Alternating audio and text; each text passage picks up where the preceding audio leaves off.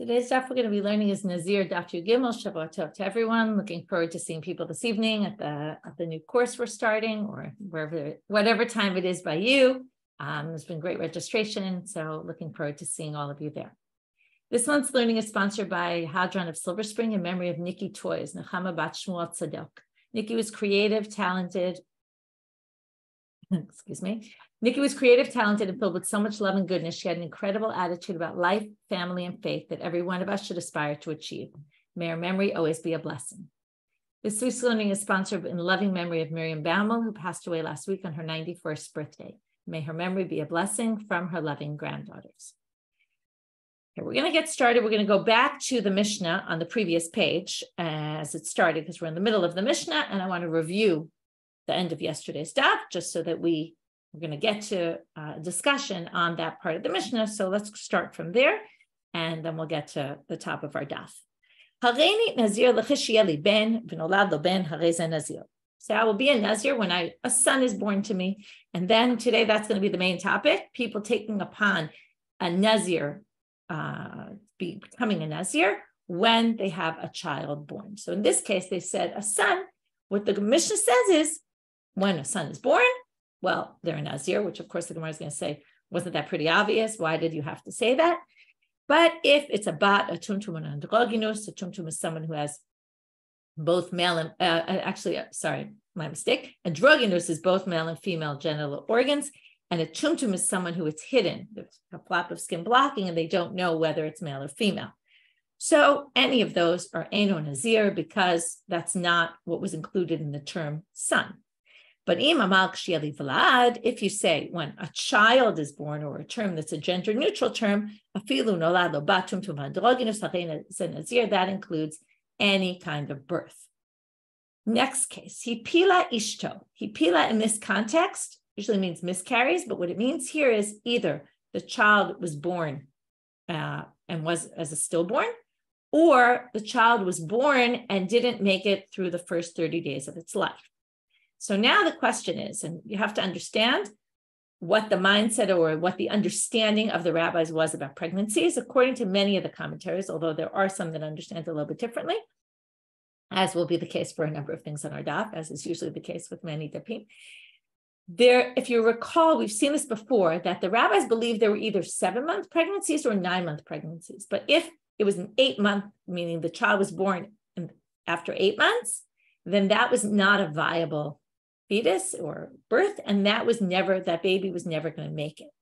So the issue here is when the child's born and they're not sure whether it was this 8-month fetus that was never going to make it, or whether it was a 7 or a 9th month, which could theoretically have made it, but for whatever reason the child died, could be for meaning external circumstances, not because the fetus wasn't viable, which would then mean that there was a birth and then there was a death, rather than if it was this, what they believed was an 8-month pregnancy, then they basically don't call that a birth, because even if the child was born and lived for 28 days and then died, but it was one of these 8-month babies, that basically was a birth that was never meant to be. So they would call that a non-viable fetus, a nefel, as they call it it's either a nefel or a ben kayama.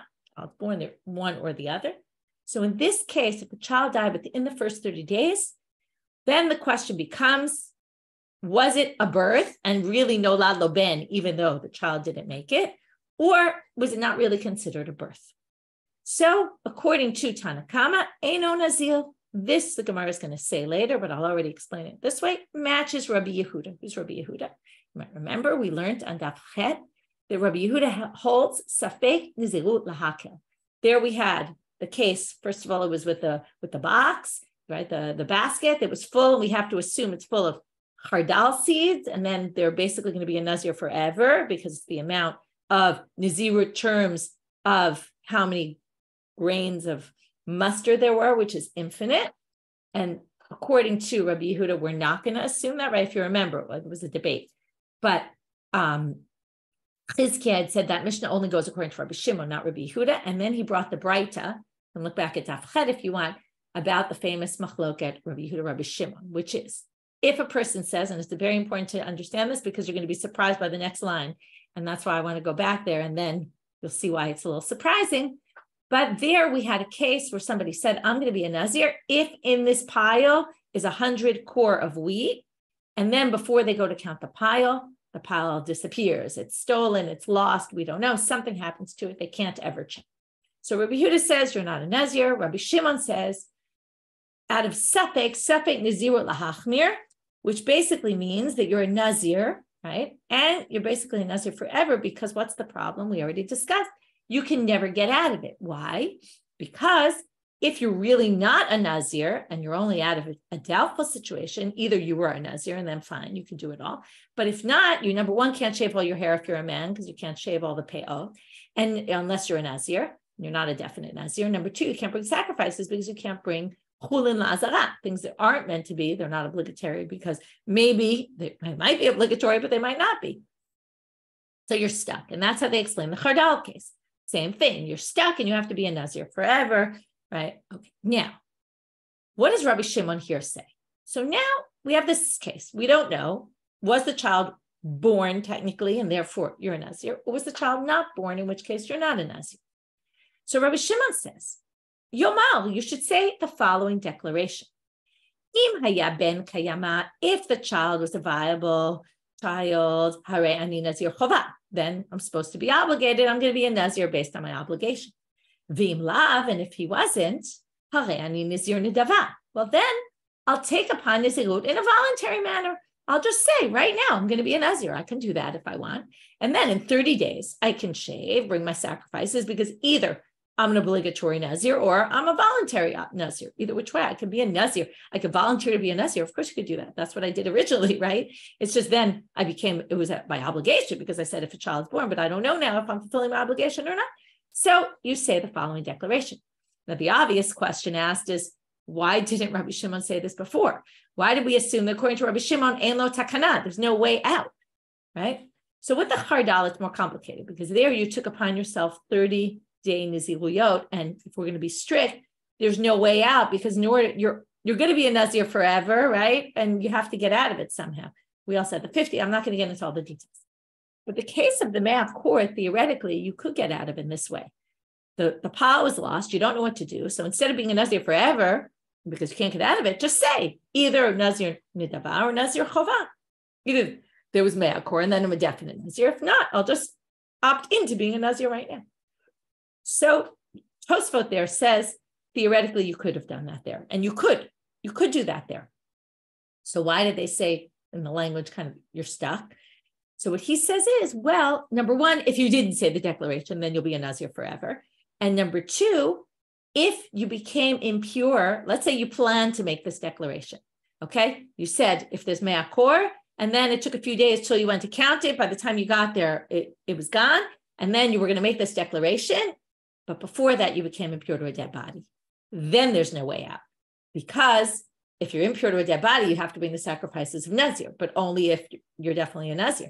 And in this case, right, there's specific korbanot that if you're a Nazir who becomes impure, you would have to bring, and then you'd be stuck forever. So basically, this one is highlighting there's a solution. That one didn't bring a solution, but there is a solution to that one. It's the same thing. It's just that there they were saying, if for whatever reason you didn't implement that solution or you became impure, at least that's the way Tosfot reads it. And Tosfot's understanding is Rabbi Shimon could have said that there as well. Okay. And that he doesn't not think that that's the case. Because as soon as I read this, I said, wait a minute, what happened to the previous? Why only now are we suggesting this? So it's a good question. At least Tosfot addresses it and answers it. I don't know if it's the only answer, but it is a possible approach. So now let's continue with our case. So the child was born as a stillborn. I basically make this declaration according to Rabbi Shimon, if this, if that, right. And according to Rabbi Yehuda, I don't do anything. Okay, I'm not a Nazir at all. Now what happens when I actually have another child and that child survives? So a few years later, whatever it is, I have another child. So according to Rabbi Yehuda, you weren't a Nazir the first time, so obviously you're a Nazir now, because now your child was born.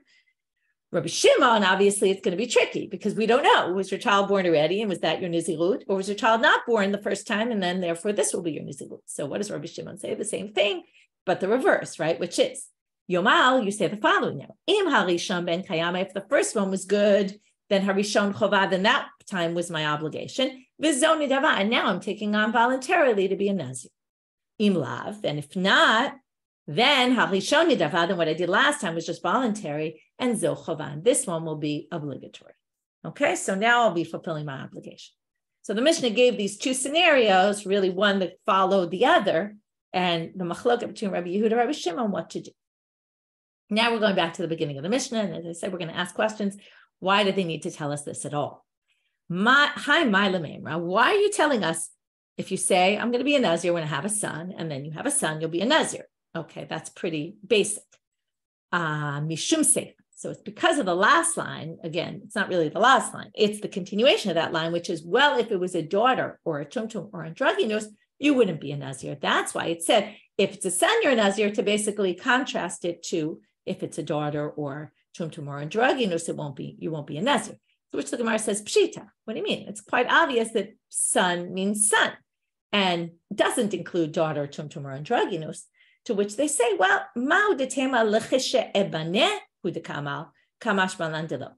you meant when I build my children, when I build up by having children, and maybe ben from the language of boneh, to build, have a family. And therefore, maybe you meant, again, something gender neutral that would include anyone. But the Mishnah is teaching you, no, don't think that. It's not true. Or we don't assume that that term includes lecheshi ibaneh, when I build my children. So what about the next one? If you say Vlad, obviously Vlad is gender neutral. It includes anyone. Pshita. So again, Mao de Tema, you might not like this line. Vlad de michashev bene inashe beinan. You might have meant that Vlad means a Vlad that is important among people. And that would not include, now the question is, what would it not include? Would it not include just the tumtum and androgynous, which are a bit, on a much more rare case? Or maybe also wouldn't include women, because you've seen many times in the Gemara that a daughter, because we've seen many times in the Gemara that people preferred to have male children. That was a big thing. And maybe also daughters isn't, what you meant was an important Vlad, a son, which was what was the prized child at the time.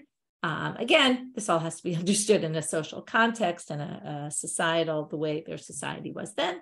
Not to say there aren't society, still nowadays, there are some people who much more prefer to have sons, but most people are much more evened out at this point about what their wishes are for anyway. So now you might have thought it was something that's considered important among the masses. That no. Okay, in the end, at least the conclusion is good, which is no. When someone says Vlad, they're happy, they really meant I want to have any kind of child. It doesn't really matter. They're going to be happy with whatever child they have and then happy to become a Nazir. This, by the way, is a type of Nazirut, right? We've seen different types. This is something good happens to me, I'm going to be a Nazir. Hipila ishto eino Nazir. So as I told you, the Gemara is going to tell us, it didn't say Rabbi Yehuda in the Mishnah, but it's going to tell us obviously that this is Rabbi Yehuda's approach. Man katanela, who's the one who said, you're not a Nazir? Rabbi Yehuda diklihu. It's the Rabbi Yehuda of the pile. Remember the pile of, if there's me'akor in the pile, right? You go compare it, think about the jelly beans in the jar, right? If there's this amount in the pile, I will be a Nazir. Rabbi Shimon Omer, Imaya ben Kayama, right now they're just quoting the line in the Mishnah because they want you to know, to remember, there's a machlok at Rabbi Yehuda and Rabbi Shimon. Hareini Nazir chavav, imlav hareini Nazir nidava. Okay, so Rabbi Shimon had this other solution, which is make this stipulation. Either it's this or it's that. By mine Rabbi Abba Rav Huna. So he's now going to ask a question. We're going to basically assess, number one, who is the question according to? And they're going to say this question is only according to Rabbi Yehuda, not Rabbi Shimon. And number two, they're going to say, what's the relevance of this question? And also here, there's some different interpretations of the case and what the ramifications are. But I'll go with kind of one way of reading it. Rabbi Abba Rav Huna. Rabbi Abba asked Rav Huna the following question. Hareini Nazir l'chashia liben v'pila ishto. Okay, so far, same case. I will be a Nazir when I have a son. Again, from here on in, it really doesn't matter, son, daughter, that's not the important part. Ki pila ishto, she miscarries. Again, stillborn more than miscarry. Miscarry obviously is not a birth, okay, but stillborn. V'flish korban. And then he designates a korban. Okay, it's not clear whether the child didn't make it already or maybe made it. He separates an animal. whatever reason, maybe he wasn't in the delivery room and he just assumed that she had a child, right? Probably he wasn't in the delivery room. I'm sure in those days men weren't there. You're going to see here, he clearly wasn't in the delivery room, at least according to the interpretation we're going to go with, because he's out there while she's giving birth, let's say, and the baby, let's say, is born, and born is stillborn. And he goes, takes already animals for when he's going to finish his nizirut, sanctifies them, says, this will be for my Nazir sacrifice. Then, chazra v'yalda. Now, she gives birth to twins. Okay, so her second child is born. And again, not all the commentaries think this is twins, okay? But most people think that we're talking about, let's say a few hours later or a few minutes later, or we don't know what, in between the time she gave birth. Also, I'll just point out, some people have the girsa that he was mafresh the korban even before, but we're not going to go with that. And then she gives birth. So what's the story? What's the story? We're going to figure out in a minute what the question is. Aliba demand. So first they say, according to, is this question even asked? There's no question according to Rabbi Shimon, because even for the first child, according to Rabbi Shimon, you have to bring a korban, because maybe, right, you have to bring it because maybe it really was viable and you have to worry about that. You have to be concerned for that possibility. So of course you could bring those sacrifices at the end of your nizirut. Either it'll be Nazir chova or it'll be Nazir nidava, right? Voluntary or obligatory. Ve'ela aliba de Rabbi Yehuda da'amar safek nizirut lahakel. It must be according to Rabbi Yehuda, who says that safek nizirut lahakel, my kadosh or lo kadosh. The question here is, are these animals sanctified? So now what's the question according to Rabbi Yehuda? According to Rabbi Yehuda, generally we say, we're not sure if the first one was viable or not. So therefore we're going to say, safek nazir lahakel. So theoretically, you wouldn't have to be a nazir at all, in which case they shouldn't be sanctified. So what's the question? The question is, since she gave birth, and this assuming they were twins, this is why this has a certain strength and makes the most sense according to the sugya, the way that our Gemara reads. The whole question was, is it an 8th month baby or a 7th or 9th month, right? Now, if it was twins, the assumption was they were created right? It was she got pregnant all at the same time with both, and then it split. So if that's the case, then if one is born and is healthy, then the assumption is that the second one was either this 7th or 9th month child and not an 8th month. And that is all the more. So normally we might have a safek if it's a stillborn. In this case, there's much less of a safek, because it's more likely that if the second one survived, then the first one probably also could have survived and something else caused its death. So therefore, even Rabbi Yehuda, who thinks safek nazir lahakel, maybe wouldn't be lenient in this case, because there's more, right? It's not like a 50-50 or whatever percentage. It's more likely that it was a viable fetus. And therefore, we're now asking, now what's the question? Well, are the animals sanctified? Meaning, was there meaning to a sanctification? And then it seems to be that if I designated animals for a nizirut that didn't exist at all, right? If we go safek nazirut lahakel and we say we're going to be lenient in nizirut, and therefore I'm not a nazir at all, well, then the fact that this man sanctified these animals was a meaningless action, and then they wouldn't be sanctified at all. Or are they sanctified because maybe it's less of a safek as the previous time? To which the Gemara says, "My nafkamina." What's the relevance of this question? To which they say, "Legizato v'la'avod bo." In the meantime, right? Let's say, okay, then there's a question. Since anyway you had another child, do anyway or nazir? And then there's a bit. Some people think maybe this means can you use these animals for your second one? And some people say you can't because you designated for the first, and then that wasn't. There's a bit lack of clarity about what exactly is going on and whether you could eventually bring these or not. But even if you could eventually use them as sacrifices, the question is, in the meantime, are they, in other words, theoretically, you could re-sanctify, the question is, can you re-sanctify them? Some people think that's the question. Can I say I'm bringing them now because I had a second child and I want to bring them for that second? My Nazirite that I'm taking upon myself to be a Nazir because of the second. Again, there's a lot of lack of clarity here, but the Gemara says there's an immediate relevance, which is if they were legitimately sanctified and they're considered sanctified, then you're not allowed to work those animals anymore and you can't shear them, right, which is what people normally did with their animals. So it wouldn't be allowed to be used for those purposes if we consider it sanctified from day one. If it's not sanctified from day one, because we assume safek nazirut lahakel, because the whole question was within Rabbi Yehuda, we're going to be lenient even in this case, then what you did is a meaningless action and the animals aren't sanctified at all. That's what they say the nafkamina is, and Gemara answers with teku. We don't actually know the answer to this question. Ben Rachumi me Abaye. Another one we're not going to have answers to. Harini Nazir l'cheshiyeh ben. You say, I'm going to be a Nazir when I give birth to a child. V'shama chavero, and I hear you. V'ama v'alai, and I say, and also on me. Okay, now, also on me, what? This is a classic question. My husband loves these kind of things, which is, he always plays around. It's a play on words here. Mau adibure mashma. You said I'm going to have a child when I have a child, I'll be a Nazir. And I say, also me. Also me what? Also me when you have a child, I'll be a Nazir? Or also me when I have a child, you're going to be a Nazir? That's a classic, unclear statement of what did I mean. So is it adibure mashma? I was saying it about exactly what you said, which is when you have a child, I'm going to be a Nazir. Or a gufe mashma. Or was I saying, oh, I also want to be a Nazir when I have a child? And intim talomer gufe mashma. If you're going to say the word ve'alai and on me, the same obligation is really talking about myself. Okay, when I have a child.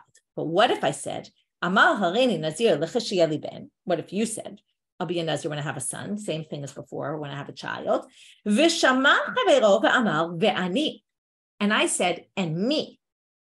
Now, why is there a difference on me and me?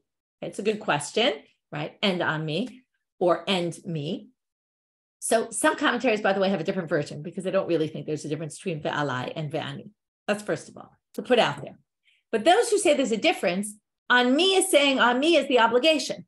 Ve'ani is saying me too. Me too, I'm going to do exactly like you. I'm going to be a Nazir when I have a child. So possibly anyway, that's the question. Is ve'ani more likely that if I said ve'alai, and I'm sorry, I said it the opposite. See, it's confusing.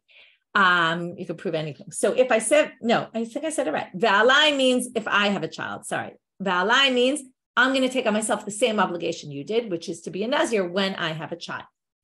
But then if I said ve'ani, did I mean anavshe? Did I mean it on myself? O dilma hakikama rachimna lach kavate. If I say also me, then I think I said it wrong before. But when I say also me, maybe there I meant also me, I'm going to do exactly like you, which is be a Nazir when you have a child. And what I want to say is, what I'm trying to say is, I love you like myself, and therefore I'm going to be so excited when you have a child that I'm going to be a Nazir as well. So again, you could try to make distinctions between alai and ani, which is what the Gemara seems to be doing. Some of the commentaries have a whole different version here of the text. I'm not going to get into it because they obviously struggle with, it doesn't really seem to be such a difference, alai and ani. But let's assume alai and ani possibly have a difference. So then we're going to ask the question again for ve'ani. And then, intim telomer, kol ba'ante, kasifa le milta. Sifa means like it's embarrassing for me. It would be embarrassing for me if you're standing there talking about how excited you are to have a child and you say, either you're pregnant at the time and you're hoping it's a healthy birth, or you're trying to get pregnant and you say, I'll be a Nazir when I have a child. And then right? This happens to you sometimes when you're talking to someone and all they do is steer the conversation toward themselves, right? And I say, oh, I'm going to be a Nazir when I have a child. That's a little embarrassing, right? It's not exactly an appropriate way of discussing things. I mean, you could see a way that it could be, but you could also see that it would be kind of not the right thing to be doing. But then, so let's assume then, according to this, I must be saying, I'm going to be a Nazir when you have a child also, whether you say ani or whether you say alai. Okay, we're now at the top of Abaye. What about the following case? Amal harini nazir l'chishe leploni ben, l'kishyehe leploni ben. If we're having a conversation and we start talking about a friend who, let's say, hasn't had children yet or is pregnant, whatever it might be, whatever would motivate one to say this, and you say you're going to be a Nazir when our friend so-and-so has a child, and then I say, and me too. Now, in this case, here, now you might say, we're talking about someone else entirely. Of course, I'm saying me too. Of course, I'm going to be a Nazir when they have a child, but not necessarily. Because here, what's the issue?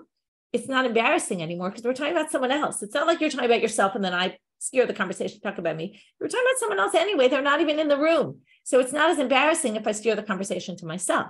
So therefore, if that's the case, if the person's not even there, then maybe I am talking about myself. O Dilma, or maybe hachi kamar. Again, two possibilities here. Maybe I'm saying, what I'm saying is, I love that our friend as much as you do, and I'll be so happy for them. I'll be a Nazir when they have a child. So in which case, tibai. So what we've done so far is, okay, let's just review, since we're starting a new Mishna, let's review the daf from the beginning. We started with the case of son, which includes son and not daughters, and tumtum and draginus. We have lab, which includes both. We said what's unique about each one. Why did the Gemara need to? Why did the Gemara Mishna need to give us all these cases? We went through that.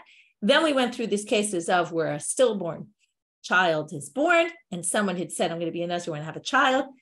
There's two possibilities. Either it was a viable fetus or it wasn't a viable fetus, and we don't know which one. So, Safek Nazir Lahakil according to Rabbi Yehuda, Safek Nazir Lahumra according to Rabbi Shimon, and therefore we are, what do we do? Rabbi Shimon gives us the solution that we didn't see back on Daf Chet, which is make a stipulation. Either I'm a Nazir based on my obligation, or I'm a Nazir based on Nidava, I'm voluntarily choosing to be a Nazir right now.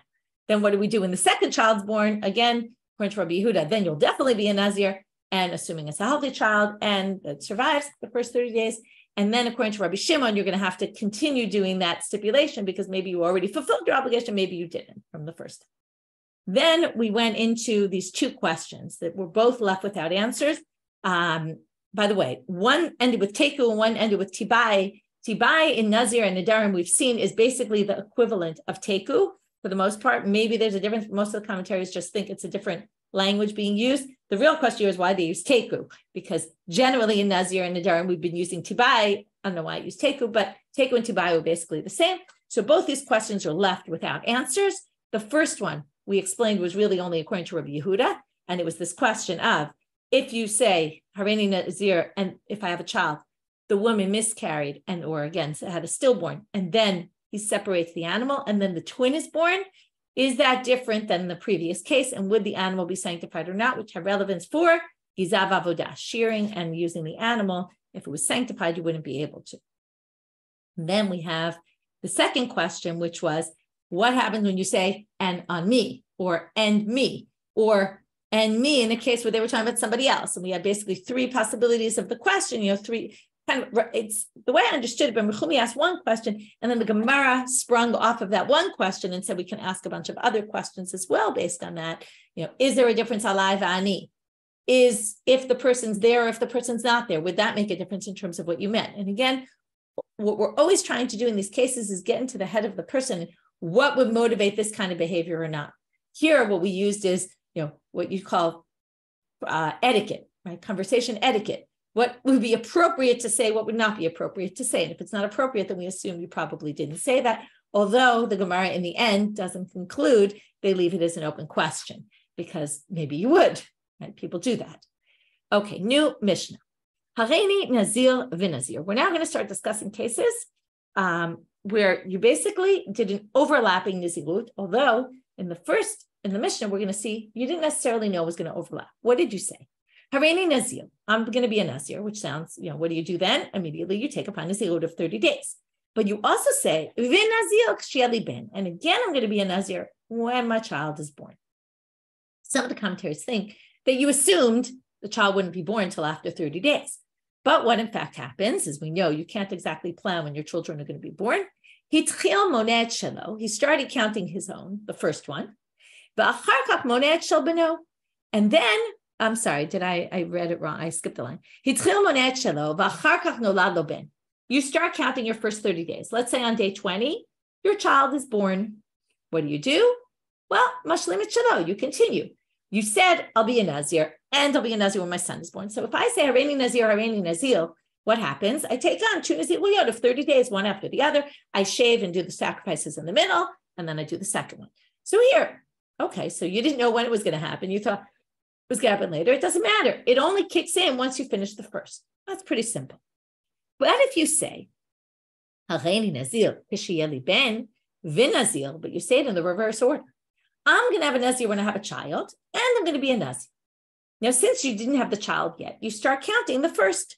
You start counting the second, the standard, you said Nazir, because you don't have a son yet, or a child yet. So you start counting the second one, the Nazir, the second line you said, right? Vin Nazir. Itchil monet shelo. Va'achar kach nolad lo ben. But within the first 20 days, let's say, or 10 days, doesn't matter when. Okay, let's just say on day 20, you had a son. Meniach et shelo, umonet et shel beno, va'achar kach mashlim et shelo. Since you first said I'm going to be a Nazir when I have a child, we basically put the first one on hold, stop it in the middle. You now keep 30 days of the one for your child because your child was born. You become a Nazir right away because that was the first thing you said. Right? Again, this is the reverse order of the previous case. Since you said that first, that kicks in immediately. It doesn't kick in immediately because you didn't have a child, but as soon as the child's born, it kicks in even though you're in the middle of counting the other Nazirut. Then when you're finished with the 30 days of the second one, you go back and you count another 10 days. So you did 20 days of the first, 30 days of the son, and back to the 10 days of the one you started with. Again, it's not really the first because it's the second one you mentioned. Then, okay, now what they say is, and here there's a big debate. Do you shave and bring sacrifices on day 50, right? According to this example, it comes at day 50. You did 20 days, okay, it doesn't matter. It could be 10 days, whatever, 30 days, and then you finish the rest. The problem is that you're not going to have long hair then. You need to have hair growth of a month in order to shave and do your sacrifices. So there's actually a debate among the Rishonim what you do. Do you just do it all at the end? And then you do only one set really, because you can't shave twice, and you can't bring sacrifices without shaving, and you can't shave twice, one after the other on the same day, right? There's no meaning to it, obviously. So then you would bring one set at the end, and it would end up being one long period of Nazirut. Some people say, no, you actually do shave, and then they have to work out, what do you do? We're going to see cases where actually people wait till the hair grows. In other words, your Nazirut is over, but you wait till your hair grows. We're going to get into all sorts of cases like that very soon. So not today, but tomorrow. So now so the Mishna says, again, it's not clear what you do with the sacrifices and the shaving, but it is clear that you start the first one, pause it in the middle, do the second one, and then mashlim. Some people say, by the way, mashlim would be you do a whole new set of 30 days. And then that's why you would bring a sacrifice at the end of, day 50, let's say, and then you count another full 30 days. Mashlim doesn't mean fill in the days. Mashlim means start again and make up for the one that you kind of messed up because you had to stop it in the middle. So again, a lot of lack of clarity here, what's going on. By Rava. Rava now asks the following question, which is similar but different to our Mishna. Amal Hareini Nazir will see two major differences. Hareini Nazir la'achar 20 yom. You take upon yourself, as opposed to saying, when my son is born, or you don't know when that's going to be, and maybe you thought it was going to be beyond the 30 days. Here, you're saying on day 20, which means you don't have enough time for sure to do a whole time of Nazirut, okay? Even if it were 30 days only. And then you said, Ume'achshav 100 yom, but starting from now for 100 days. Ma, what's the case? Do we say, Kevan dahalin 120 lo shlemim, lo shalmim, lo chaylin?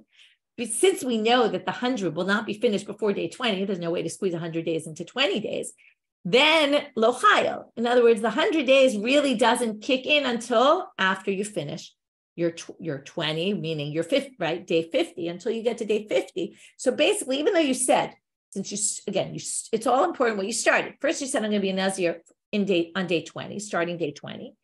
And you also said, but from now, 100 days. So your from now is going to be pushed off really to day 50. Okay? Or, Odilma, kevandi legidul se'ar levasaf, haylin. But since this case is not like the previous case where it was only 30 days and then you'd only have 10 days left, which would be enough to grow your hair long, in this case, you'll still have 80 days at the end. So maybe since there's 80 days, which obviously includes enough of 30 days hair growth, maybe it's okay. And you can start now, put it on pause, do your second set that starts at day 20 to day 50. And from day 50, count 80 days and finish your Nazirut. So that's the question, to which the Gemara, before they deal with the question, says, Tibaele, why didn't he ask the question about Nazirut Mu'ete?